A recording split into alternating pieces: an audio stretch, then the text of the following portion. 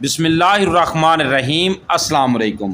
حضرت اما عائشہ صدیقہ رضی اللہ تعالی عنہا رسول اللہ صلی اللہ علیہ وآلہ وسلم سے روایت کرتی ہیں کہ عرب کے کسی قبیلہ کی ایک کالی لونڈی تھی، انہوں نے اسے آزاد کر دیا تھا اور وہ انہی کے ساتھ رہتی تھی۔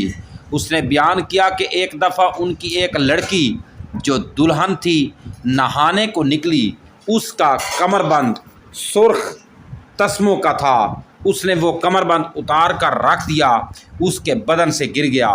پھر اس طرف سے ایک چیل گزری جہاں کمر بند پڑا تھا، چیل اسے سرخ رنگ کی وجہ سے گوشت سمجھ کر جھپٹ لے گئی۔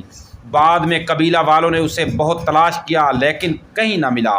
ان لوگوں نے اس کی تہمت اس لونڈی پر لگا دی اور اس کی تلاشی لینی شروع کر دی، یہاں تک کہ انہوں نے اس کی شرمگاہ تک کی تلاشی لی۔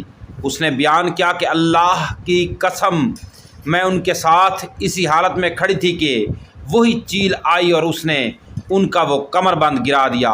وہ ان کے سامنے ہی گرا۔ میں نے اسے دیکھ کر کہا، یہی تو تھا جس کی تم مجھ پر تہمت لگاتے تھے، تم لوگوں نے مجھ پر اس کا الزام لگایا تھا، حالانکہ میں اس سے پاک تھی، یہی تو ہے وہ کمر بند